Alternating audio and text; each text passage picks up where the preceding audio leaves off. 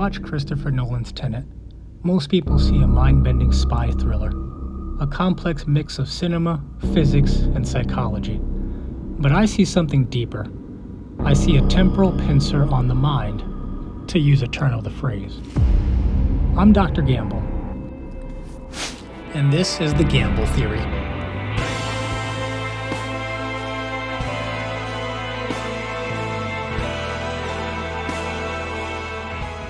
Look at the first 10 minutes. The protagonist chooses death over betrayal by biting a suicide pill. He's later told his teeth were pulled out for part of a test. But here's my theory. By the end of the film, we realize he's actually the founder of the entire Tenet organization. This wasn't just a test of loyalty. I think it was his first major milestone. His future self knew that in order to lead this mission, he would have to be reborn through fire. From a biofeedback perspective, this visceral shock was necessary to bypass his old programming. And from a leadership perspective, that was the moment he signed his own contract in blood, proving the mission was worth the ultimate price.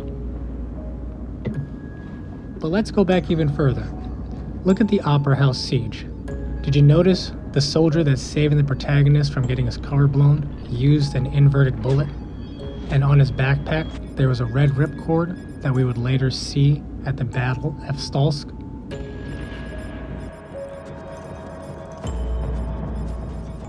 This is actually our first encounter with Neil. It ties the entire loop together. That wall the technician analyzes in the lab later on, that comes from this theater. The founder didn't just stumble into this, he sent his best friend back to the beginning to guide him. But why Neil? It's because the founder couldn't come into contact with his past self. That would have been catastrophic. So in turn, Neil is the proxy, the guardian of the timeline, making sure that the founder stays on path. I'll set you up as a go-between, but remember, to you, it's all about plutonium. And when we're done, they'll kill you. Why do you have to do that anyway? I'd rather be my decision. So would I think.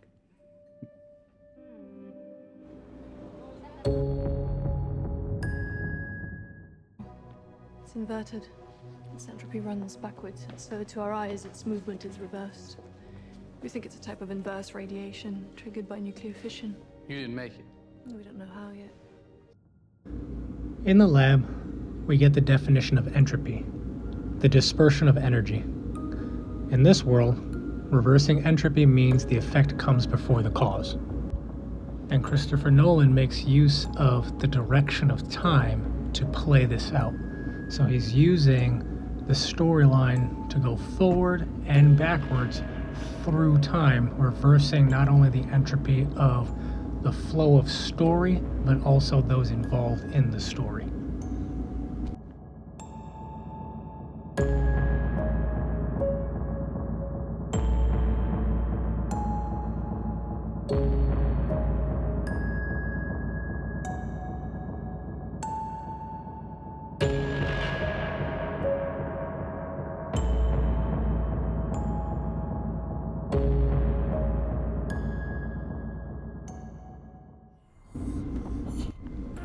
We get to see this play out when we get to the Oslo airport, when the protagonist is fighting himself.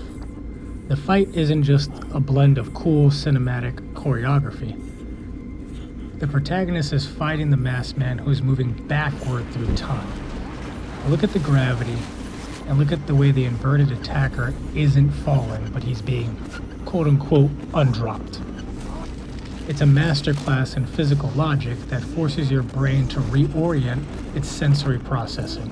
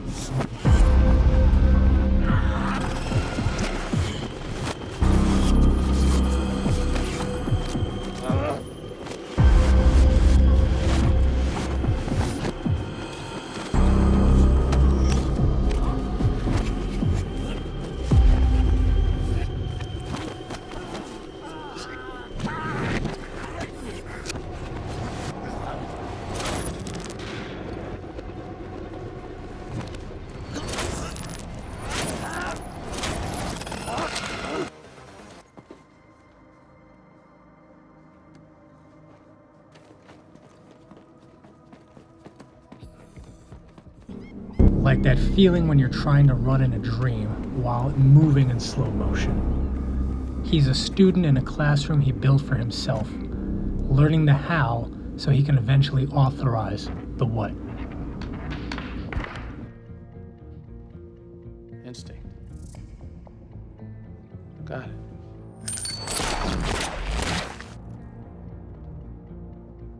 Why does it feel so strange? You're not shooting the bullet. You're catching it. Whoa.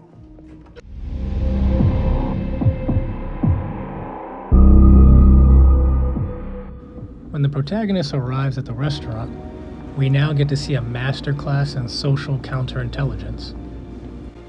May I help you, sir? I'm Mr. Crosby's lunch. I presume you mean Sir Michael Crosby's lunch. Presume away. If you follow me.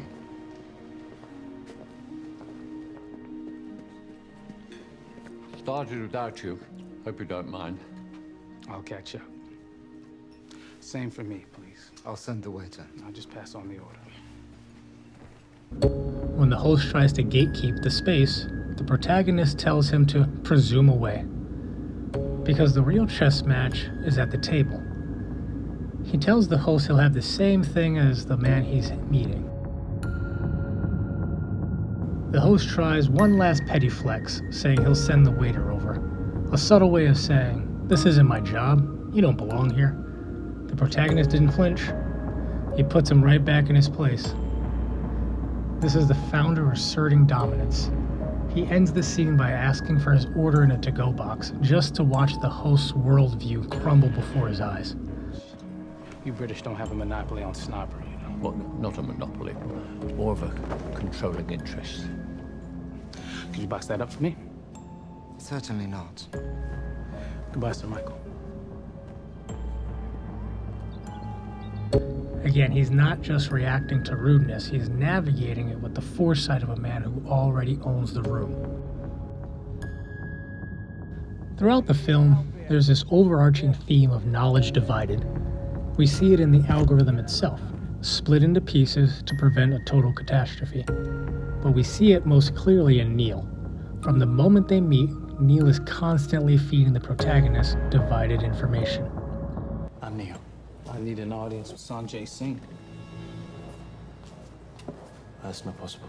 10 minutes, tops. Time isn't the problem. It's getting out alive. That's the problem.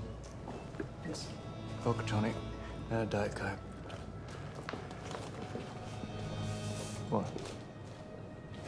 You never drink on the job. You're well informed. Pays to be in our profession. Well, I prefer soda water. No, you don't. I warned you. What's happened. I get it now. But it's hard to take things on trust from people speaking half-truths. That's not fair. You were a part of this before we met. Were you working for Priya? No. Who recruited you, Neil? It can't possibly do you any good to know that right now. This is over. We're still standing, and you still care, and you can hear my life story, okay? Besides, it's one of us. Us? Who are these guys? Prius. Ours. How does Seder know about the ambush? Stairs. An ambush in the middle of the street. Can't stay out of the record. Bullshit! He knew every move we made. Every one of them. Somebody talked. Who was it? Was it you? No. At every stage, you've known too much. I'm going to ask you again. Did you talk?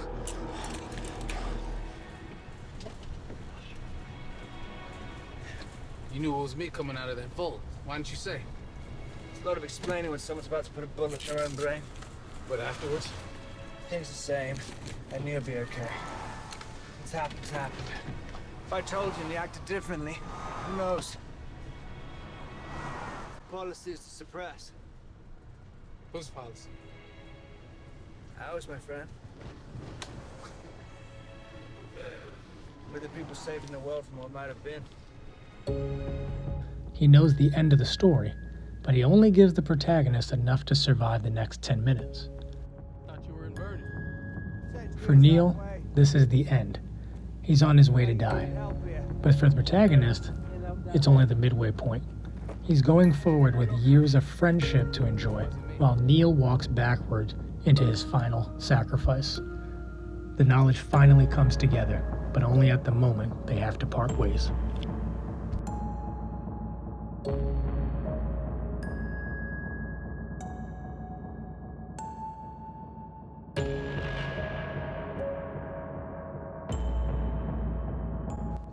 There's a moment in the lab that is a direct echo of Neo and the Oracle in the Matrix movies, where the technician is telling the protagonist that he's going to have to feel his way through it and not just try to logically understand what is happening. There's also a moment where he's moving the bullet and try to catch the bullet, but then has a realization when she says the bullet would not have moved if you didn't put your hand there. So the internal locality of control is being moved. The protagonist used this agency to keep Kat alive. It wasn't based on pure emotion and her son and getting her involved. It was a strategic play. It was strategic mercy. Kat was the only one who could get close enough to finish Sador. Understand.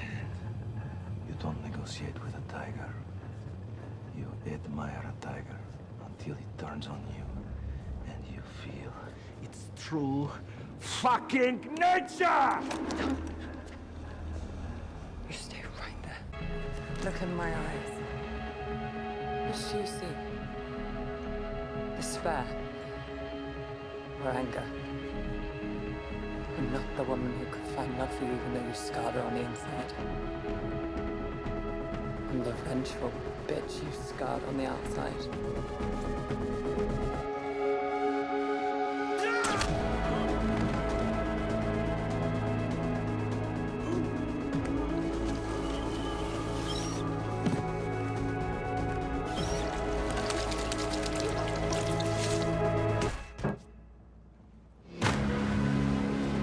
This is why Priya's loop had to be closed.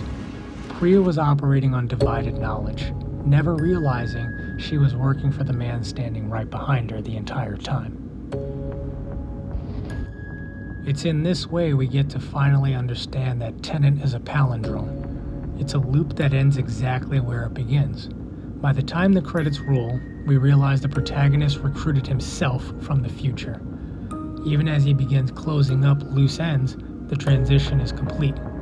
He's no longer the recruit, he's the architect. What's happened has happened, but you still have to choose to be the one who makes it happen. Subscribe to the Deprogram. The lab is open.